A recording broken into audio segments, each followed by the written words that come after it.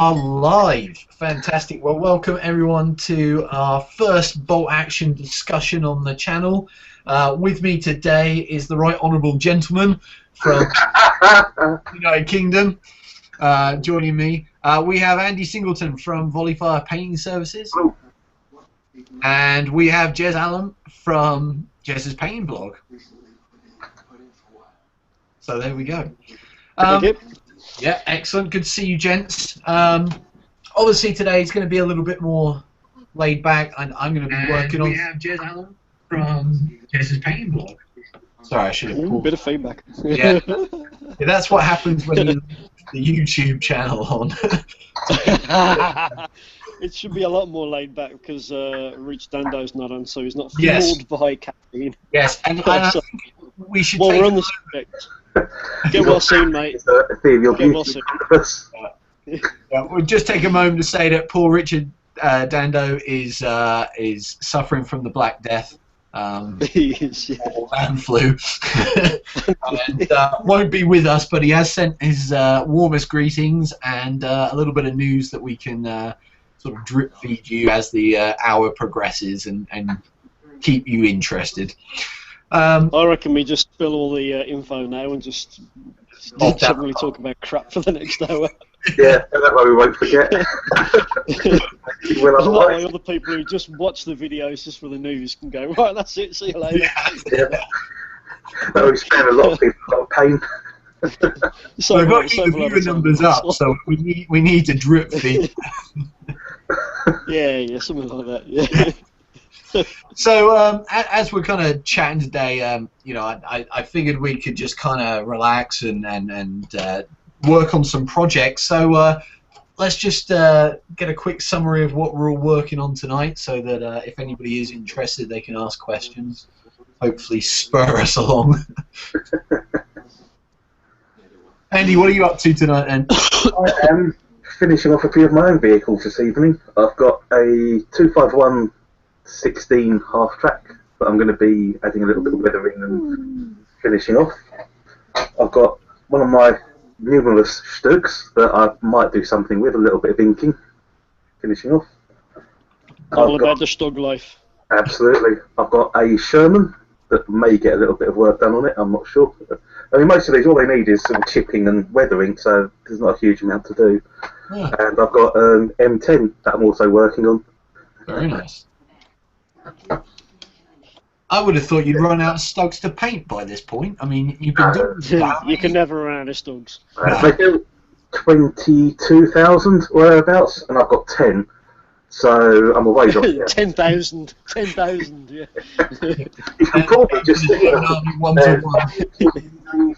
4 there, 2 there, 1 there. I think there's another couple in the corner there behind the other Stugs. Just so our viewers know, Andy, would you say that your fascination with the Stugs is like Dando's fascination with buffaloes? Possibly, but I suspect on at least as an equally erotic level, if not a deeper one. It's certainly on that same level of obsession, though. Excellent, excellent. Yeah. I'm not allowed to. Jez, what are you working on tonight, mate? Well, apart from the Arcworld bits, which I've already shown you, if we're going to be talking about bolt action, I have got, there's a Sherman, which I've got to do a little bit more on. So I just need to transfer that up and give it a little bit more weathering, because that's getting a bit meh. And courtesy of the Brian, excuse me, going out of shot, courtesy of the old Brian Ward bit, I've got a couple of Matchbox Jeeps, which nice. I'm just in the process of converting up. So, good old 99p Jeeps, Very cool. and then a bit of weathering and a bit of highlighting and stuff going on there, so need to finish those off. So, working on a... Well, yeah, they're alright, actually. And I like the so, working on a little bit of the Americans at the moment, so, yeah, it's all good, mate. Doing a bolt action campaign at the local club at the moment, so all the troops are done, so it's just things like the M3 half track need finishing off, and the Jeeps, the machine gun Jeeps need doing, because who doesn't love machine gun Jeeps? Exactly. And then, Free armoured car, isn't it? And I have to say, with those two, they're quite nice in the fact that you've kind of got like a windshield on it, rather than sort of getting a model where you've got to paint it glass colour. You know, you've already got that. It's basically all it was just the regular plastic Willys Jeep, and then I just masked off the plastic. Stop giggling, Singleton. I masked off the plastic bit, and then airbrushed it. And then once I got to the stage where I was happy, I just took the wrapping off the willy, and we were ready to carry on. Fantastic. Well, you got to protect it. Yeah, you need protection. Well, as I was saying to Jez, I've got a box of desert rats here from the Perrys. Really cool. Yeah, I got 3 of them for my birthday, so I'm sort of having to decide what I'm doing with them, and I've decided the first box is going to be put towards doing an early war British, not Burma, Malaya campaign, kind of fall of Singapore. I'm using that army list from the Armies of Great Britain book, which I think I've got somewhere here. Quite a nice one now. I can't remember exactly what you get in it, but I imagine it's quite restricted, is it, in what you're actually able to take? Yeah, I mean, I managed to get 4. I only wanted 500 points per army, and I've managed to get 474 points, and I can't get anything more into it without going over. So it's very. That's what I'd do. Yeah, you need a snug. Yeah. Well, at the moment, I have 3 inexperienced sections of 10 men. First lieutenant with an additional guy. 3 forward observer, because I've decided to get the 25-pounder for the light artillery, and then I've got a machine gun team and a light mortar team. Oh, that's pretty cool. So yeah, it's not bad. I want to get a medic as well. So I was actually going to ask you, Andy, at some point about which figure in the box might work well as a converted medic. Any really. I have done a medic conversion with that set. I can't remember which one I used, but I think I just cut off the arm so it was unarmed, put a few extra pouches on, and put a Red Cross armband on. I think that was all it took. It was fairly simple. I was wondering about maybe one of the like the officer figure or something. Although he's got the kind of pistol holster on it. But yeah, that's the only problem with that one. It does work best with, like I say, with like one of the running figures. I think that's what I used. Yeah. I can't think there's any sculpting. I don't think so. I think I was too lazy. Oh yeah, I wouldn't worry about the armament too much. Either you can just ignore that it's there, or you can do what I do and just run a medic around with an SMG. Well, and I'm sure that I've heard stories of medics in the Pacific Theatre being armed with pistols, just pure self-defense. So I might go with something like that. We'll see how it goes. Absolutely. It's got to be done, mate. And that's one of the great things about the game, I think. Just being able to stick out what you want, really. Just absolutely. It is. It's so sort of unrestricted, even though it's within a historical setting. It's fairly vague, so you're able to kind of jazz it up as and when you feel like. So if you come across some sort of obscure formation, which is something that nobody else did, you can generally get away with it just about. Yeah. Creative thinking. Well, I'd quite like to find something that told me that there was a unit of Sikhs and Aussie troops mixed into one, so then I wouldn't have to decide which way to go with my final box set. Probably Monte Cassino could be a good shout for that in Italy. Yeah. Well, everyone and everything knocking around there.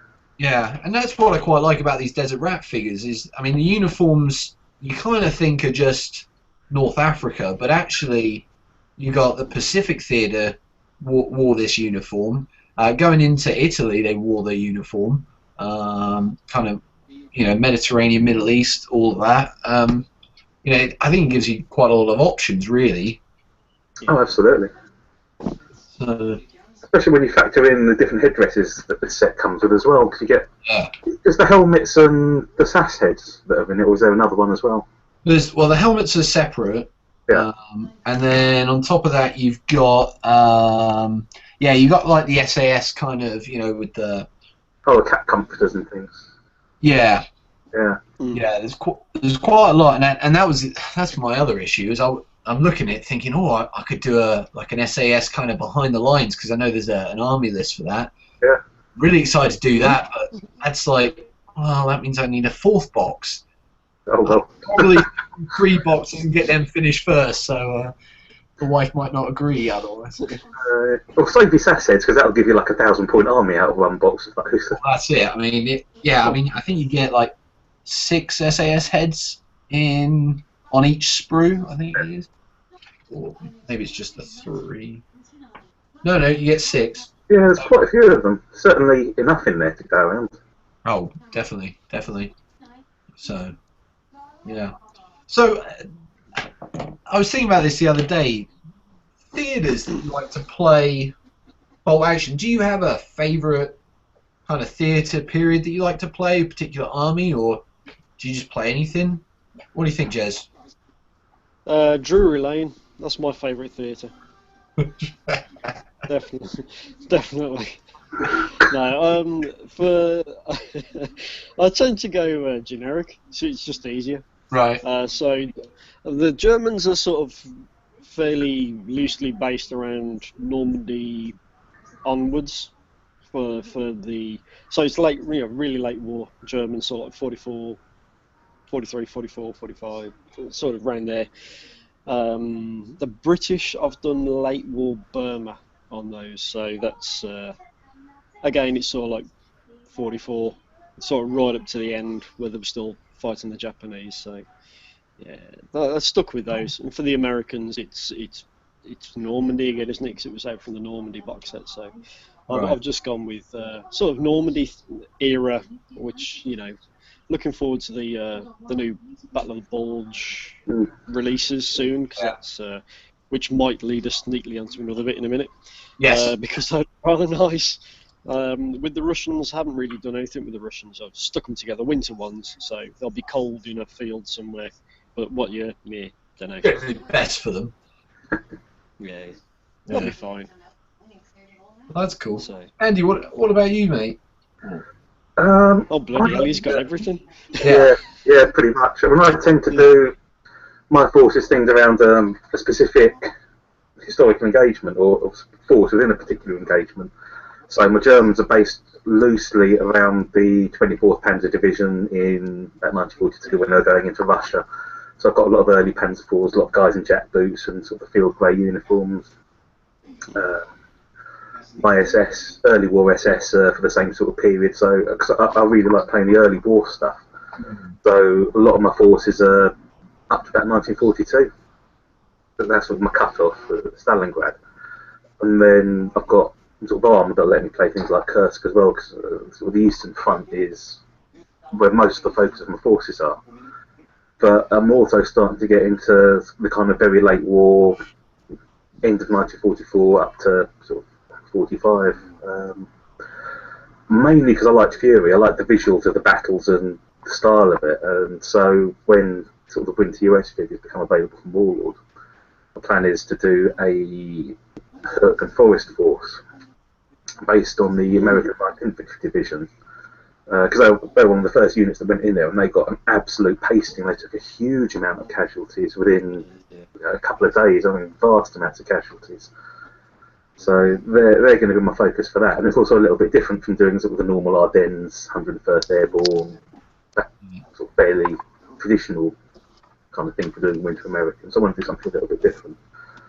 The sculpts just look so nice. It'd be nice to do something that I can use with more kind of generic basing that I can use for other periods as well. So it could just be a colder day in Normandy or Italy. I could backtrack them and use them for Gothic Line and Casino as well.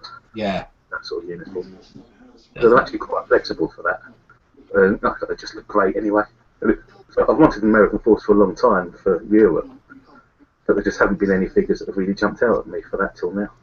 They're going to cut that quite neatly. Yeah, definitely.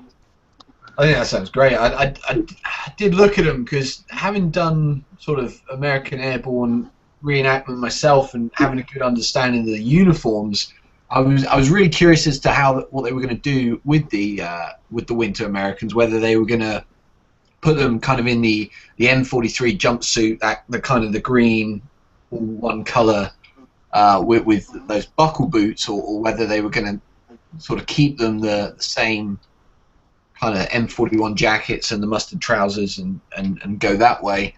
So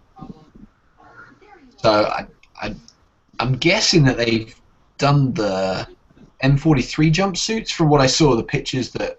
Yeah, most of them have got great coats, I think, but there's a couple knocking around in the M43s as well. Yeah. There might be some in the M41s, I'm not sure, I've not looked that closely. It's mainly sort of the 43s and the grey coat uniform. Yeah.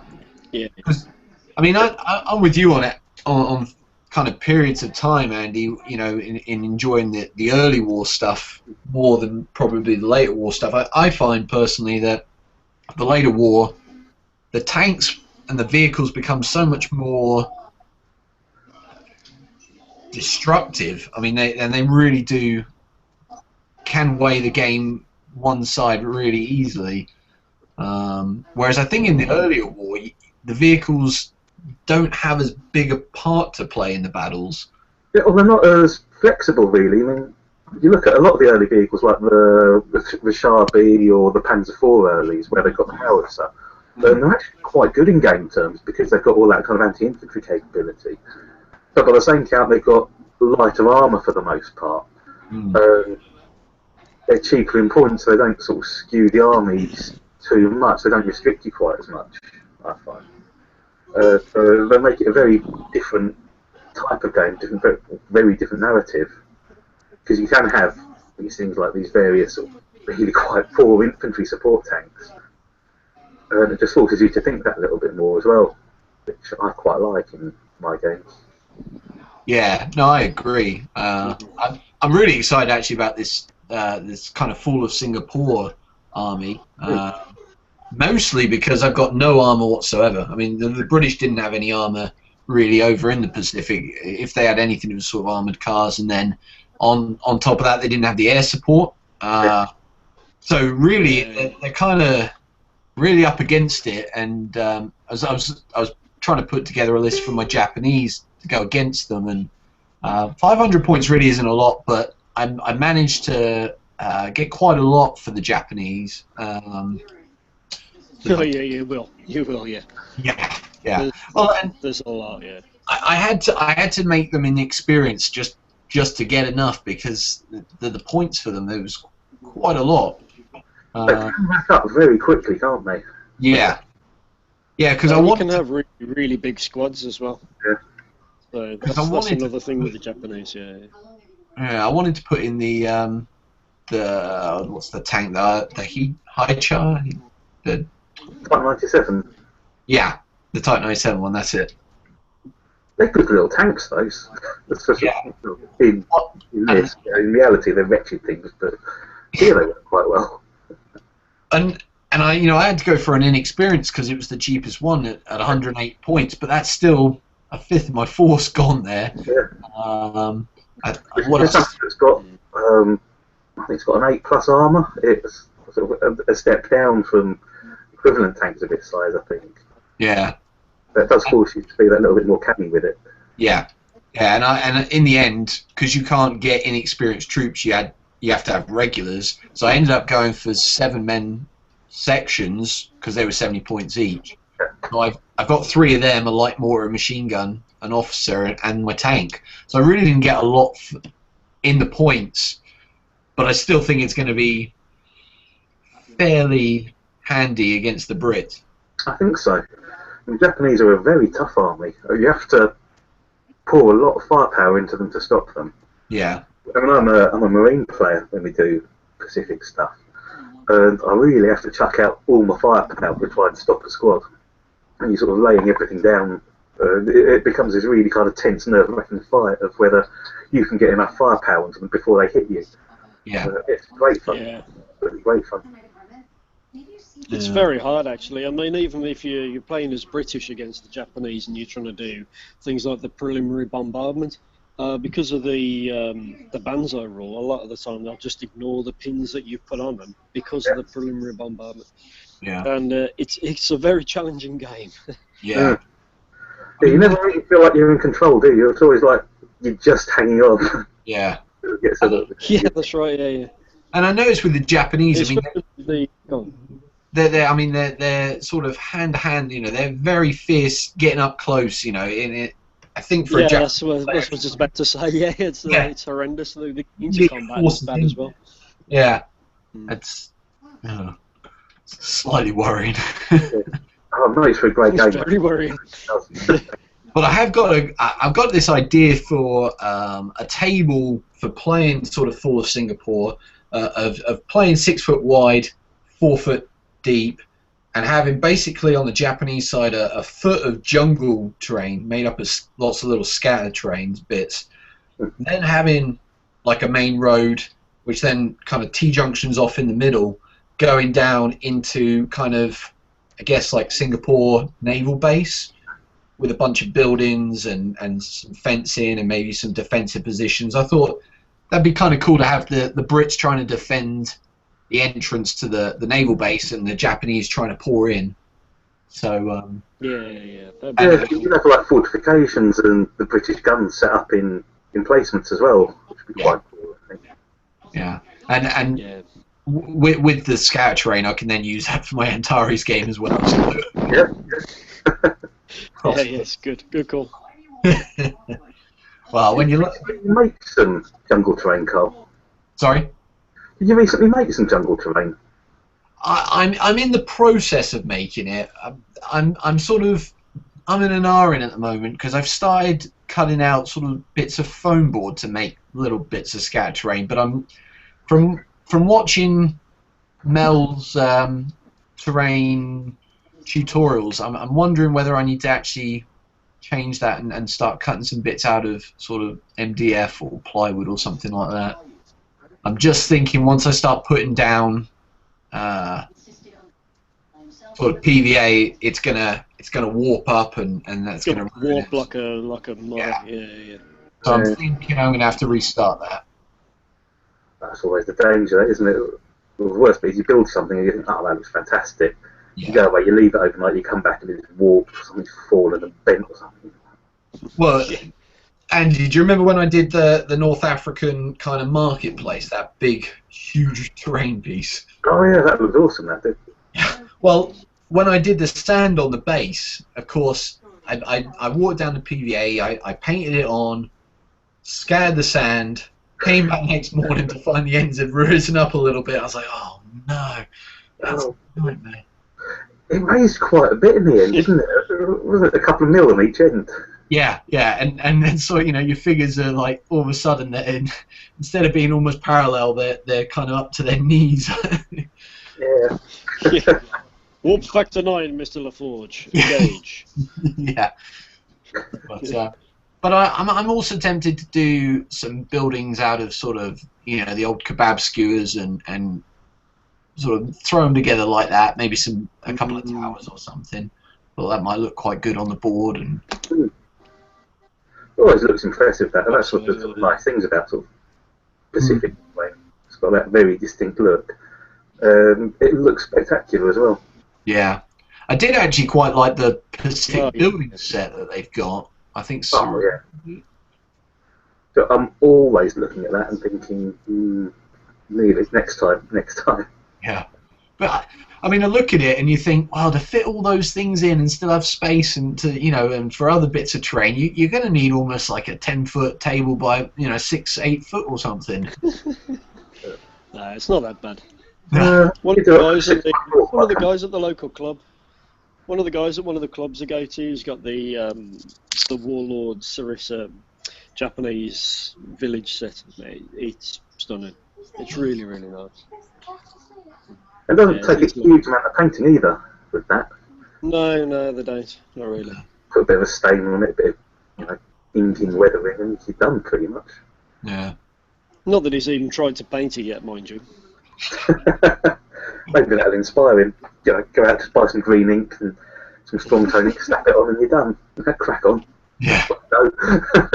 But to be fair, those Sarissa buildings, I mean, I'd be quite happily play with those unpainted on a table. I think they look fine as they are. To be fair, they're not too bad. You know, even unpainted, they don't look too bad. Yeah. Was it? I saw. What was it on Facebook yesterday? There was this guy, and he had this huge tub of scale. Like I think they're from the Paces Hobbies, the small bricks. Yeah, this huge tub, and he had a Sarissa building, and literally was laying every single individual brick on the front of this building. Yeah, that was incredible. That was absolutely stunning. That. I took my hat off to him for patience to just continue to do that, because I think after about the first 2 rows I'd be done. Yeah, I think I'd eat my hands before finishing that. Oh. Yeah, that's. And once you get a few pints into you, that must be an absolute hoot of an entertaining night. Yeah. Well, taking your hands off or doing the brickwork. I'll do the brickwork. To be fair. Oh, that's brilliant. Yeah, no, I mean, hats off though. It was stunning work. I'm looking forward to seeing it when he's finished it. Actually. Yeah, definitely. I'm actually one of the things Rich said was that we can expect with the kind of release of the American the US winter troops that have just come out, and I believe he said this Friday we've got the German winter troops coming out. There's an exclusive. Yeah. Yeah, there you go. Viewers come by for exclusive. Well, that's half the viewers dropped off then, right? Okay. Yeah, that's it. Don't worry, there's more to come. But no, he did. Rich said that there was going to be lots of articles on basing tips, which I'm quite excited about. And I know, Andy, you've had a lot of success in the past with your winter Russians and doing snow. Is it easy, or is that something that's just... It is, actually. I mean, I use baking powder. This stuff, in fact. And what I do is I mix that about a 50-50 ratio with some Vallejo water effect, which is this stuff. Yep. Texture. So just mix it together 50-50 so it becomes a kind of fairly gritty paste. And then just paint it on with an old brush. And then the more watery effect you put in, the slushier it looks. And then if you sprinkle a little bit of the baking soda on over the top as well, you get a really good snow effect. It looks quite natural because you get a bit of a shine to it as well. Yeah. So as you're looking at it, you sort of get a bit of a glint and a glisten to it, and you've got a texture as well from the baking soda. It's very, very easy. It looks complicated, but it's not at all. No. Do you put anything under it? Yeah, I might do. What I do is I'll do a normal base, so I'll put like some texture paint on, then various different types of flock, and then I'll do the snow on top of it, and I leave it to dry for a couple of hours between each layer. But I've just done some figures with just pure snow bases where I just put some Vallejo texture paint on, left that overnight, well, as overnight as it gets for me, chucked some snow on this morning, and they were dry within a couple of hours. Wow. It looked fantastic. It really did look nice. And that was just straight over the effect. But because I've mixed the water effect with the snow and then sprinkled a bit more of the snow on just the baking powder on top, it gave this kind of patchy, not entirely even finish, but just looked very natural. So it looked like it was just maybe starting to melt a bit, or maybe starting to thaw. Yeah. Nice. Yeah, a bit easy. Really, really simple. Nice. I mean, there's loads of different things you can do. I mean, if you don't want to use baking soda, if you've got access to things like Snowflock, there's some, you can do exactly the same type of things and just mix it in different ratios. So more water effect you can add, it comes out more slushy. Right. And the more snow flock you put into it, the thicker and clumpier it gets, so you can sort of like build up lumps, and then there's loads of bits you can do with it. Yeah, So it's great. I haven't used water effect for water for months and months, probably all year, but I use it all the time for snow. It's a great tool, fantastic. Yeah. I had I guess accidentally came across I guess a technique that might work. Probably a couple of years ago, I was doing some of the old late war German plastics from Warlord, Oh yeah. and I painted them up, which I've given up painting the old late war Germans. I'm never touching those again. But I finished off a few figures, and I'd gone to put the kind of the varnish finish on it to protect it. I guess I'd just forgotten to do it. Thought that I had done it. Took it outside, sprayed it with the anti-varnish spray, and left it. Well, it came up this kind of, there was like frosty white bits on it, and it almost looked like the guy was in snow, even though, you know, I hadn't really even tried for that. So, okay, we'll put that one down to experience. Yeah, that's all. The thing I hate most about unable to replicate it ever again. Yeah. Yeah, definitely. Right. We've done a bit more. Excuse the light in a second, but there you go. Done a bit more work while I've been on there. So I don't know whether you can see that, but that's terrible lighting, Jess. Sorry about that. But there you go. Done a bit more weathering on it. Excellent. Nice. While we've been having a chat. So needs a little bit more just to bring it in. But there you can see it's got a bit more dusty and a bit more streaky. Fantastic. What have I used, I hear you ask? I've been using these. They're absolutely amazing. I love them. So Tamiya Weathering Master, it's called. So that one is A, which is sand, light sand and mud. And I've been using a little bit of that one, which is snow, which is awful, to be honest with you. I don't use it. Soot, which is amazing, and rust, which is kind of useful. It comes out sort of like a reddy brown colour, but I prefer using different stuff when I want to do rust. I like using things like that, which is pigments. Yeah, that's why. And that, believe it or not, that is Vietnam Earth. And then it's a lovely orange brown colour, and you can just stipple that straight on and then just seal it in with some varnish. Now, is that a powder or a paint? No, this is powder. So basically, the pigments are powder without the liquid in it. Right. So this is what your paint is. Okay, effectively, when you buy a tub of paint, when you add the liquid and all the flow stuff to it, you mix it all up and it becomes that. So that's basically pigment is ground up. Let me see if I can get a little spatula and I'll show you. So it's basically it's a little powder. Gotcha. Okay, that's terrible. Sorry, I'm in the way there. Okay, but basically that. Yeah, it's not going to fall off the spatula now. But that's all it is. And you can add it on. You've got to be careful when you're doing it. Make sure you're using a dust mask if you're going to be doing it, because the dust gets everywhere. And if it gets on your chest, it's going to be quite bad. So wear a dust mask or something like that. And then literally just I use a big brush, or I use like a dry brush, something like that. Yeah. And I'll literally just dab it into the pigment, and then just stipple it onto the areas where I want it to be rusty. So if I show you what I mean, that's going to be the engine block, right, on the back of the Sherman. Okay, so I'll show you what I mean now. So I've got dry brush, and it is bone dry, there's nothing on it, and I'll grab the Vietnam Earth, and then I'll just get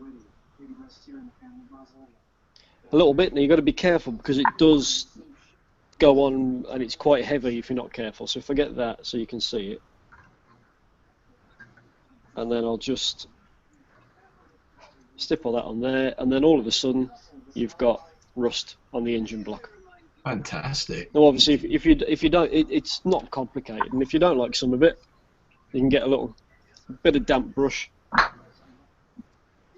and you can just move it away from the bit where you don't want it to be. So I've just taken a little bit off here where it had gone onto the actual upper carriage of the tanker. I didn't want it, and again I'll just take it away just from in between, so you can see where it's a little bit wet just in the middle there. So I'll just rub it away from there. And again, if you want it, and just again take it just off. It's a little bit awkward to see again, but I'm just taking it off one of the strips in between. So it's literally just in between the engine block on the top of the housing of the engine cover. That's fantastic. The rest of it, I've been watching. Yeah, the rest of it there, that's just streaks built up with what is it? It's the mud and the light sand. So all I've done, instead of using in these, you get a little. It looks like a little makeup pack. So it's like it looks like makeup, and then you've got like a brush and like a little soft. It's like a sponge at the other end, so it's a bit like doing your eyeliner. Not that I know about that. And then instead of using these to apply it on, what I'll do is I'll get like a very fine, very fine tipped brush. There you go. And just about see that. And I'll wet the end, and I'll actually get I'll use that so you can see it's shining a little bit. Mm. And then I'll keep that like that, and then literally I'll just get the tip, and I'll just draw it down like that, and it'll just give me, again, a little bit awkward to see with the light, but I'll get streaks going down it. If I find that I've gone a little bit too light with the light sand, what I'll do is I'll get like the blusher bit, that bit, the sponge, and use the mud, the darker one, and I'll just smudge over the top of it, and it just takes the vividness of the streak off and makes it look a bit more natural. Brilliant. That's brilliant. I mean, I was watching some videos on model railways, and they were doing some weathering on sort of carriages and wagons. and they had that sort of pigment powder stuff, and Yeah. I was amazed by it. And I thought, I wonder if there's anything like that, that Wargamers using. Yeah. So that's MIG, you say? Yeah, it's excellent. Well, that one is MIG pigments. Yeah. You can also pick up ammo, which is the same. It's the same, but done by MIG. Okay. Okay. There's I've also got some Humbrol ones, so if you can't find the MIG, because they can be a little bit tricky to find, Humbrol's actually a lot easier. You can get it from sort of hobby crafts in the UK. They've got these and these knocking around quite easily. I really like these. After trying them out, I think they're fantastic. It gives you a lot of control, a lot more control than the pigments would. But if you know, sort of like a model shop, if you've got a decent model shop, especially model railways, then you should find these knocking around. If not, they'll be able to get them in for you. Only a quid, also a couple of quid for a tub, and it'll last you bleeding ages. I was going to say, but it lasts quite a while. Yeah, I mean, that's one that I've been using for a good year or so now, and I've literally barely got into the main body of the plastic part, so they do last a long time. If you're feeling suicidal and you like Games Workshop, you can also get Forge World. You can get the pigments easily from Forge World, but they are a little bit more expensive, as you'd expect. Yeah, that's fantastic. So, Andy, saying the other day about your Fallschirmjäger. Yes. And you reckon you're going to have them done before the new year? Yeah, end of the year, I hope. I've got about 20 infantry to do. Maybe 30, probably closer on 30 actually, a couple of gun teams. And that's it. Fantastic. So what are you having in that force then? I mean, what does that comprise of? It's been a while since I've looked at the army list I've put together for it. But off the top of my head, it's something along the lines of, I think there's 4, 5, 6-man squads, 5, 6-man squads, howitzer of some description, Stug, obviously. This Stug, in fact. And just I never chose the Stug Life. The Stug Life chose me. Yeah, it's a fairly generic force. It's themed about casino, so I've got loads of guys in jump smocks, a couple in grey coats, and everyone's in sort of bubbly bases. Just so it looks sort of there, sort of January, February time. I'm not doing too much in the way of actual tropical kit on them. So they're still looking like they're sort of semi-wintry. So the officer, he's wearing a great coat. You might have seen him on various articles and things I've done recently. So it's about 30 figures. Most of them are built now. There's a couple of gun crews and stuff like that I've still got to build. But each of my support teams I'm going to give a diorama setting to with various types. So there's definitely a howitzer of some description in there. I can't remember if I went and did 2 platoons and took an anti-tank gun as well. So that's one of the things I was toying around with. But either way, it's going to be in... probably going to have it look as if it's dug into the basement of the casino or some of the ruins there. Or like Casino Village, so it's going to be... I'll have the gun and its crew. Then I'm going to build up around it so there's loads of walls and rubble, so it's partially buried in there, which I think will look pretty cool. Yeah. And then we've got the same thing with the machine gun and sniper teams, and probably do something similar with mortar as well. But I might do that in more of a kind of formal position, so it's a bit more dug in and there's a bit more like stacked up ammo boxes around it as well, probably. They're certainly going to have that sort of vibe to it, so I want all the bases to key them all in together, so they've got that very cohesive look to them. And at the moment, they've got sort of bubble, wood, little bits of dead ground, dead grass in there as well.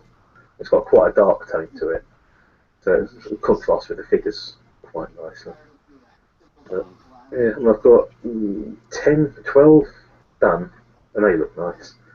So I'm just looking forward to getting the rest of the force done now to get another German force in the box with you. It'll be number 5. 5. Hang on. I've got early and late war here, early and late war SS. So yeah, that'd be Army 5 with the Germans. That's crazy. Insane. That's crazy. So, in terms of the figures for that, are you primarily using Warlord or Warlord? Yeah, no, I'm sticking mostly with Warlord's plastics and then sort of metal support stuff. I know that just the way that the figures are posed and the look of the smocks and things, it just looks right to my eye. I've painted all the various Fallschirmjäger ranges. There's just little things that niggle out there. You're sort of doing German reenacting and sort of having loads of sort of Fallschirmjäger and Grenadier kit. All the others, there's just little things I look at and think it's going to sort of get to me after a while. That if I buy a figure like that, I'm going to look at it and think, oh, no, I don't like it. It's got to go. So luckily with these, they're pretty much there. It's just little things like the way the webbing is constructed and things like you get your bread bag with like the mess tin and the water bottle hanging off of it, and it's all hanging at sort of proper angles. It just looks right, and a lot of companies don't quite get that, or they don't quite get the look and shape and feel of the stuff right, and it's a bit of a deal breaker for me, that. Yeah. But there's even things like getting the helmet right. The Fallschirmjäger jumper, the M38 jumper, it was a big helmet. It was a big lid. It sort of had quite a hefty overhang. Yeah. And again, a lot of companies, they either do the head's too big for the lid, or again, it just sort of jars as you're looking at it, I find. Yeah, it's going to be all plastics for me, and then a few metals as well, I scored. I've actually seen your head in a German helmet, Andy, and it does fill it quite well. It does. Considering I'm sort of 28 mil, and most of the lids and stuff are designed for 25 mil. Yeah, I do like the look of those plastic Fallschirmjäger. I really like the fact that they've got early war smocks in there as well as the later war. Yeah, that's one of the other things I'm doing. Is I'm doing quite a fairly even mix of the figures in the casino force, but I'm trying to give all the figures with the early style jump smocks. I'm trying to keep them with sort of early war weapons, so that way I could just sort of lift them out and put them straight into doing an early war force as well. Yeah, I was tempted with getting a box and just putting together maybe a squad or two to blend in with my Battle of France sort of German air force, but Yeah. the lists don't seem to kind of merge the two together. I think I was looking in the Germany Strikes book, and it was, you can either do kind of the action in Belgium, where the Fallschirmjäger took that sort of bunker fortress complex thing. That's the one. That's the one. I knew you'd know, Andy. But you know, and so you can have a purely Fallschirmjäger force, or you can have a purely Heer force, and I don't know. In my mind, it seems historically that, you know, Fallschirmjäger would have jumped in, secured a bridge, the Heer would have come up and, you know, fortified and then pushed on, and you would have those combined forces working together. But none of the army lists seem to really do that. The Fallschirmjäger didn't do a great deal of that in the early war period. They tended to operate very much singly, so they'd go in, secure an area, then the army or the SS or whoever was sort of following them up would come along and take over from them once they got there. And generally by the time the Fallschirmjäger were done, everything was over anyway. Yeah. I think there was a few incidents in places like Norway. There was actually a big Fallschirmjäger up there. There was a bit more cooperation there, but again, not a huge amount. It was all, again, very much individual forces operating on their own bat. And the other thing is, you've got all that competition between sort of the army, the air force, the SS, and nobody really liked to cooperate together too closely if they could help it. They all wanted the glory for themselves, yeah. Why not? Why not? Well, you look at some of the pictures of Monte Cassino, like they were taken there when they finally took it, the British Allied forces finally took it. There's a load of pictures of sort of like the mixed. So there's Fallschirmjäger guys next to here, you know, and they're all sort of dug in, and they're all, you know, mixed helmets between the units. Effectively, it almost looks like. But yeah, it was just survival, really, wasn't it? So. Yeah, especially later on in the war, a lot of the Fallschirmjäger started wearing the normal German lid because they just didn't get issued the fancy one. Yeah. I think supply situation. It's definitely something you can mix and match with, you know, especially with the new plastics, you know, that you can just kit bash away as much as you like, and it's absolutely fantastic. I can't wait to have a blast and just mix some bits around with the Grenadiers and the Fallschirmjäger. Yeah, there's the article of where I made them, where I've got the... Yeah, that's right, yeah. Warlord site, that's the bulk of the forces for this, so I don't think any figures from one box. I think most of them are a mix of the new Grenadier set and the Fallschirmjäger set. That's not really sort of particularly close to one another, a lot of them. Sort of that much variety you can do. I still try to keep a bit of a narrative with each squad doing a particular thing, but there's a lot of conversions going on there. Well, kit bashing rather than conversions. Yeah. I didn't bother breaking out the green stuff particularly often for that one. It's not necessary too. Yeah, I'm actually sort of dipping my toes into conversions for the first time with my Belgian army that I'm doing for my early war stuff. Oh, nice. Because I was trying to find a command team for my Belgians, and Warlord doesn't do one.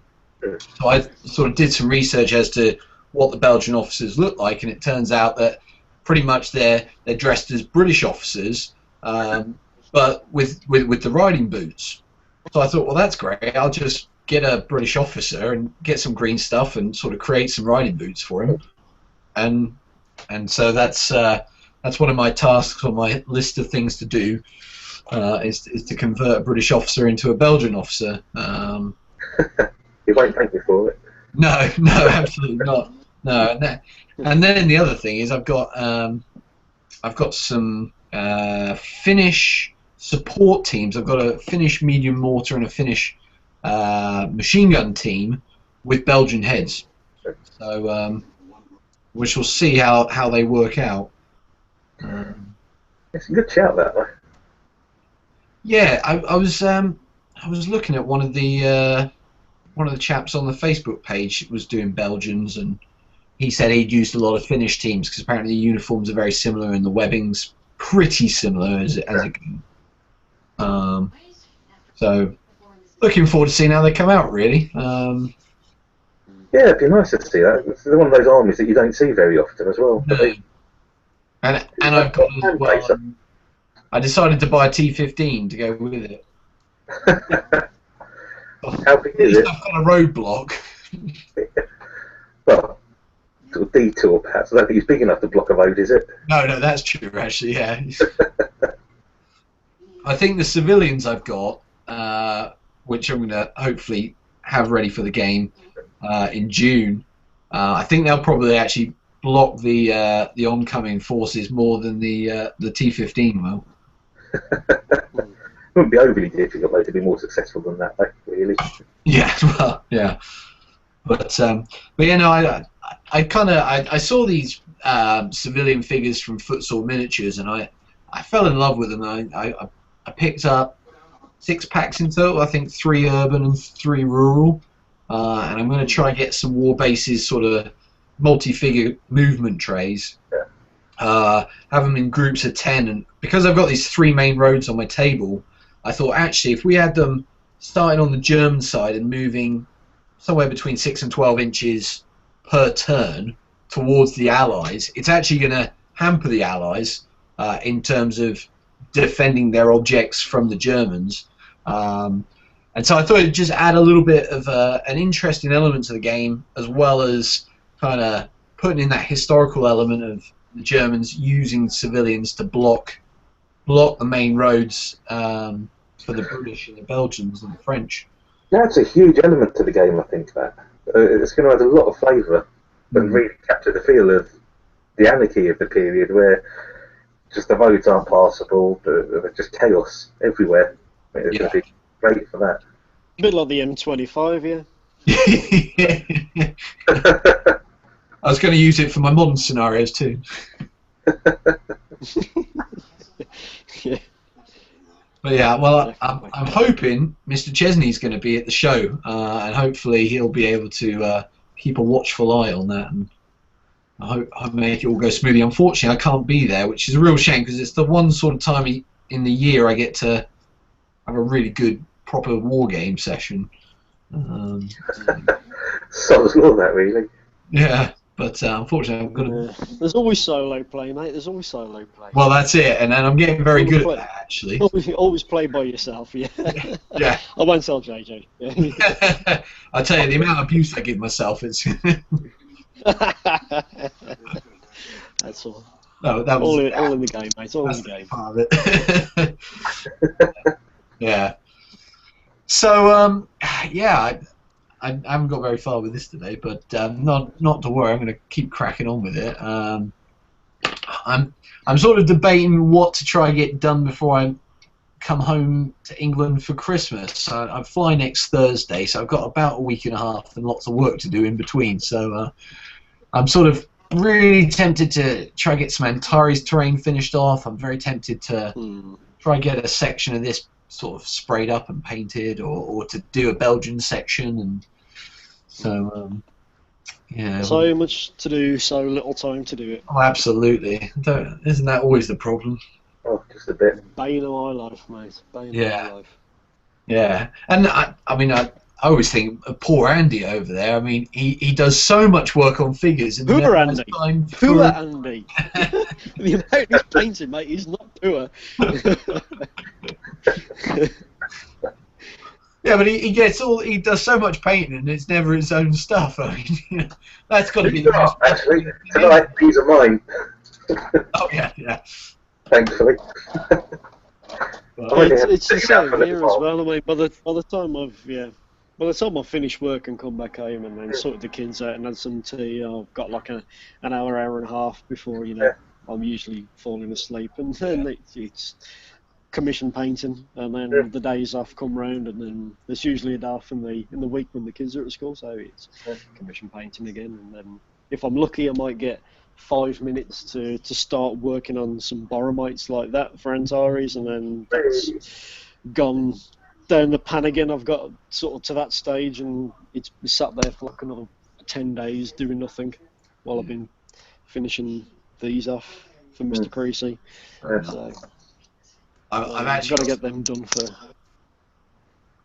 I've got some Japanese SNLF that I sort of started for a friend. Started painting them, base coated them and everything, and got the uniforms done. And then I got onto the webbing, and I was like, oh God, what have I done? yeah, why Could be why what's my gig. Could be Napoleonics, mate, and then Oh, you cry. yeah. Napoleonics and AWI. There's a lot to be said for American Civil War. You know, it's blue or it's grey. Yeah.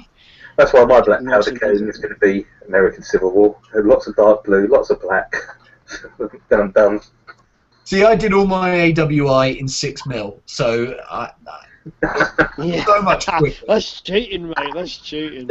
Quicker. Get a schoolboy era, that. And my Zulus. You'll my never Zulus find are the 6mm. game. Yeah. Oh, your Zulus were lovely. I Well, love those, mate. They're brilliant. And I thank you very much. And I say they're mine, but actually, I told JJ that they were her wedding present. 500 Zulus. My parents keep asking me, "What do you guys want for Christmas?" I said, "Well, actually, Happy wedding. I've got you 6,000 unmarried Zulus." No, I told my parents. I hear you like a long spear.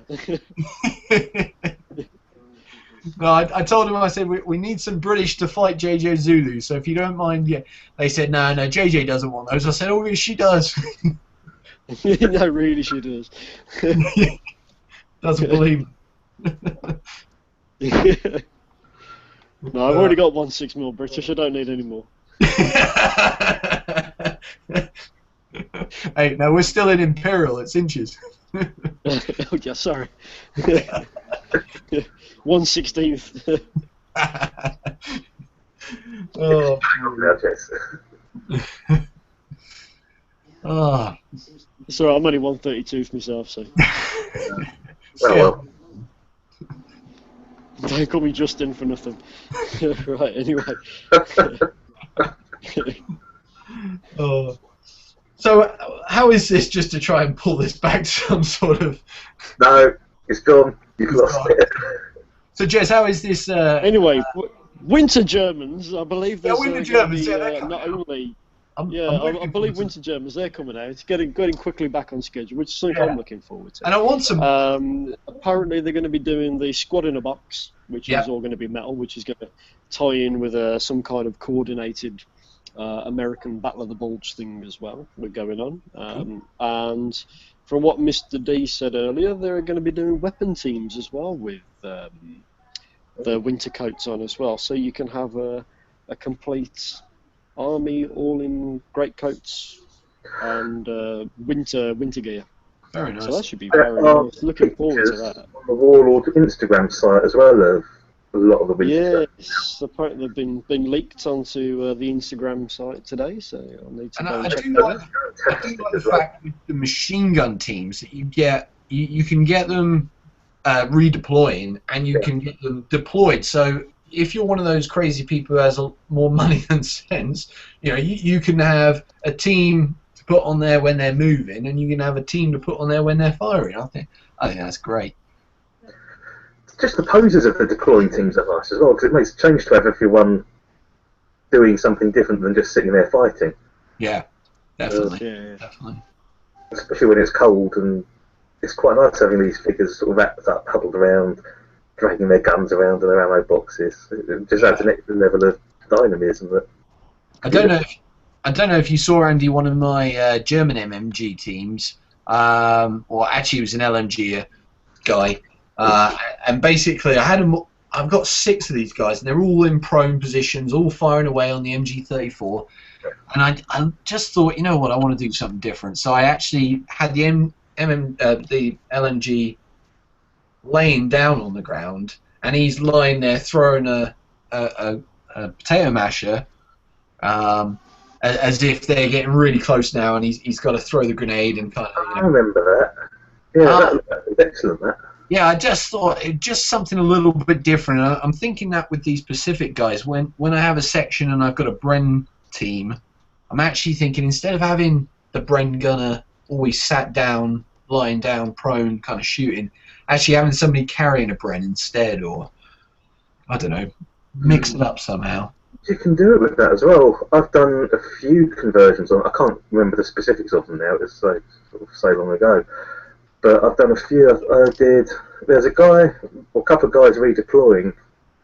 You get. I think there's a figure carrying the Bren at trail, or if there isn't, it's quite easy to shop and change the trail position arm. And I did a few more. There's pictures on the Volley Fire painting page. The various conversions that I've done with the set. Yeah, I find myself going over to your page and looking at them and getting inspired and being like, oh, I'm going to do that this week, and get about halfway through and then needing to go back for more inspiration. I'll tell you what, I forget most of what I've done. I have to go back and I look through it. I don't remember doing that. I was looking through some pictures earlier of some vehicles I did not that long ago, and half of them I've got no recollection of at all because they're in and out so quickly, Jez, that I just don't remember what's happening then. Yes. I think you would have missed that if you Doing that quickly in a caffeine-fueled haze. The Dando spirit. Is he not drinking coffee yet? No, I'm on water tonight. Oh no, I meant Dando. No. I think he's going through withdrawal symptoms, which is why I think he's actually like throwing sicky today. Yeah.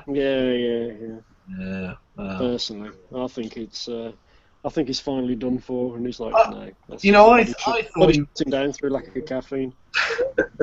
You know, I figured he was just sort of not looking forward to having to talk about his Marines and his Buffaloes through the medium of interpretive dance.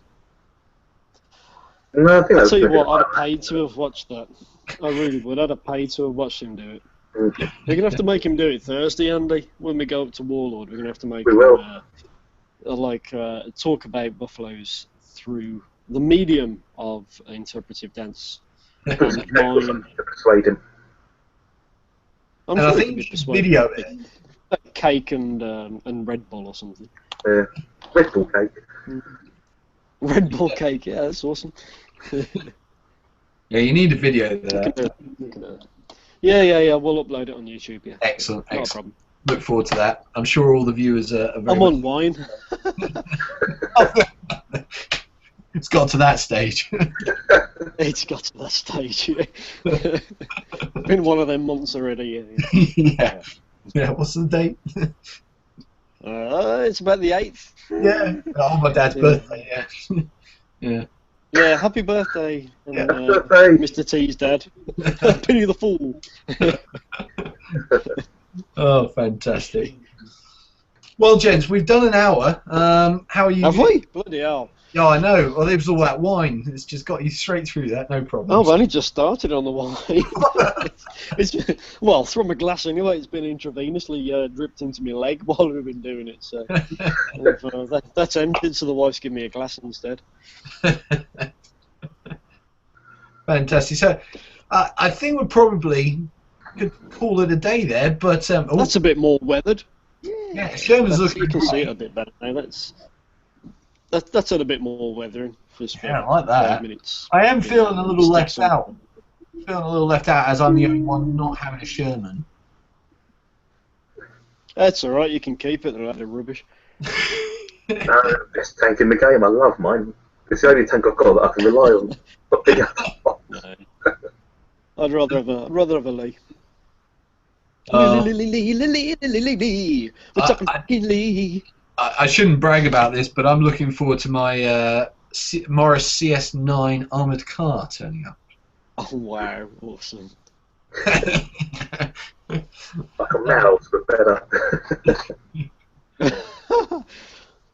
I wouldn't mind getting. I've got a Lee already, but I wouldn't mind getting another one and naming the tank Tenacious D.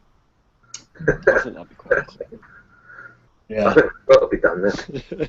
I've also it'll have to be done. Yeah. I've also got on my list the armored car, the German. Oh, it's like got lots of letters before it. The 222, the one that Lieutenant Gruber has on Hello Hello. Yeah, the SDKF said 222.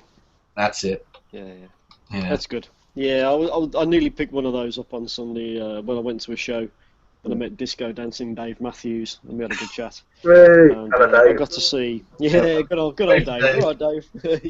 Not that you're watching, mate. You're talking to me about Saga at the moment, aren't you? So it's I had a look, and I saw also the new things like the grenade, the mortar on the back of the carrier. Oh yeah. They've just released. Because that's. Like, I was going to say that's on its way out, isn't it? Yeah, it was at the show on Sunday, and I looked at it and went, "Oh, that's interesting." And the Greyhound, the M8, was it? Well. Yeah. There was the M8 Greyhound Boxer 3, I think, as well. Are they plastic? Yeah, Plastic, they're going to be coming out on their own. Yeah, they're coming out on their own as well individually afterwards. So that looks good. That looks good, mate. It looks a nice kit. Very nice. I have plastic stewards would be nice as well. I have. And a plastic leg. I have been very tempted to go to Rubicon and see what their vehicles are like. I've got a few Rubicon kits. Jamie, hello Jamie. Hello Jamie. He's the Rubicon community leader, Citizen Khan, and he sends me the odd Rubicon kit out. So I've got a load which I've got to review. I've just taken time to stick them together at the moment. It's terrible. I've got about 5. All of the Rubicon range now, or apart from the very latest stuff, just not had time to do that. But I've done it's horrendous. all of it now. So much to do. Yeah. Yeah, I'm slowly working my way through. I mean, he sent me an Opel Blitz out to stick together and have a look at. I think before it was released, the plastic one. It's still in the box. I'm sorry, Jamie. The box that it came in the box at the conservatory where I put it when it came. It's in the man cave at the moment. It's in a box in the man cave under a pile of commissioned painting I've got to do. Yeah. So I will get it out at some point and stick it together. That's fantastic. I mean, this might be sad, but I think the Opel Blitz is possibly my favourite German vehicle. It's very iconic. It's very iconic. You know, it's even if you've got Indiana Jones hanging off the side of it, you know, it's very iconic. Although, in the film, are they Opels or are they the American? Well, I don't know. It definitely made his mouth water. They are Mercedes. I can't remember the type. Yeah, I do think it's still a Mercedes truck. Yeah, it was. Yeah, it's Second World War. Because he held on to the Mercedes sign at the front and it fell off the neck. He only went underneath and like ball whipped it and dragged along behind it, and then it's all good. We love Andy. We love Andy. And all these viewers who turned on for some bolt action chat are now getting film. It's great. We're talking about Indiana channel. Lucky it's still sort of vaguely Second World War orientated, to be fair. I mean, the tangents this could have gone off at by now are astronomical. Really. It's horrendous. I'm quite surprised we've remained on tact. I think we can concentrate on painting rather than. Well, I've got to put out that that kind of organised, kind of on track sort of persona, and then when I've got more subscribers, then I can just do whatever. Yeah, so at the moment we can carry on drinking wine and making the odd sexual innuendo. Yeah, absolutely. No one will be any the wiser. No, because nobody's watching. Because no one's going to come back and watch this. Apart from maybe years' time when you're famous as an author, like the press are going to come back to this. What on earth is this man doing? Look at him. All he does is drink alcohol and talk rubbish. That's pretty much right. Well, I have to say, I don't know if you guys have seen on my channel, but I did an interview with an author from the same publishing company that I'm writing for, And that was a really good chat, actually. It was really, you know, no sexual innuendos whatsoever. It was rubbish. What a waste of a perfectly good conversation. There's no double entendres or anything. It's got to be at least 3 really jokes for it to be worth watching. That's my standard for everything. Before we go, I must remember, we've got to say, if he's got power, because he's probably about 3 feet underwater, hi to Sam. Oh, Sam! I hope everything's cool, mate, because you're suffering a bit at the moment, bro. So thoughts and prayers are with you, mate, because you're kind of a little bit underwater in Lancaster at the moment. So take care, dude, and I hope you're all well and everyone's okay, mate. Yeah. And Sam, if you do ever watch this, I mean, if you're really ridiculously bored and you do watch this, do get in contact. Right to the end. Do get in contact, because we'd love to have you on and talking to us and keeping these two at bay, and you know. No, he'll just join in. Oh well, definitely not invited now then. But yeah, well, I guess then, gents, that's as good a point as any to leave this. I'm sure we could keep going on for hours, but the viewers might not be able to survive much longer. No, I don't think we could hang out and not turn it into depravity for too much longer. It's just bubbling away. I think it's an eruption soon. Yeah. Much longer. And I've got to go stick this radio man's arm on so he can give coordinates for this artillery bombardment I'm going to be calling in. Oh, the kitten. Jess has got his dare I say it? It's pussy, got me pussy like. I was really trying not to, but he's grown a lot. No, if you can't, I will. Yeah. He's a big lad now. Yeah. He's definitely getting there. For considering he's only about 13 weeks, 14 weeks, something like that. So he's getting quite big now. Yeah. He's good lad. Apart from when he attacks your feet randomly when you're walking around with no shoes or socks or anything. It just jumps on your feet and really hurts. Yeah. So. I like him even more. I have caught him on the gaming table as well, and I've caught him on my painting table drinking my water from my paint pot, from your paint water. It's like, pickle, don't eat that, don't drink that, mate. You're going to be bad. He's like, meow. So yeah, whatever. Fantastic. So he's good. Brilliant. Well, I guess we're gonna call it a day there then, gents. So I'd love to thank Andy and Jess for being here today. Would love to thank Rich for being here in spirit, and we hope you get well soon. Yeah, get well soon, mate. Yeah. The next live discussion probably won't be next week because I'll be in the midst of packing to leave, and then I'm away for 2 weeks. So I think we're going to be looking sometime in January for our next discussion, and who knows what it will be about. Maybe some Antares, maybe some bolt action, maybe some black powder. Or, as we've been mentioning this in the past, we've got things like Saga. Yes, Saga. Yes. Now I have. We've mentioned the Saga. I have all my figures ready to start building. So if we had a Saga discussion, I could actually start building some Saga figures. Yeah, that's right. Yeah. But, very good. Very good. Yeah. So if you've enjoyed watching, plus they do some very good insurance policies for the over 50s as well. And good holidays too. And holidays, yeah, it's fantastic. No. Mate, I ain't got a clue where they're going, so I'm not far off 50 personally. You know, I ain't got that long to go. I can probably find out for you. As long as I get a ball, one of them Parker pens, I'll be well, just for inquiring. I'm just intrigued about it. An over 50s price. Brilliant. Yeah, send it back to Folly. No, I don't want it life insurance. No, I'll be fine. Didn't work. Yeah. Oh, brilliant. Well, thank you to all the viewers and all the people who will be watching this in the future. Thanks for tuning in. All the viewer. No, we have 2, and we had 3 at one point. And I should probably mention, John Matheson says hello. He made a comment, so thank you for being our first ever person to comment. Hey. You can win a prize, maybe. Who knows? There we go. Just gave you away. That's your prize. Crazy, yeah. Anyway, thank you ever so much for watching, and we will see you very soon in another discussional video. Until then, Sometime in the new year. yes, it's goodbye. Happy Christmas. Bye. And from Andy, Yes, it's happy goodbye. Christmas and have a good new year. Yeah. Yeah. Goodbye from all of us. Bye. Bye.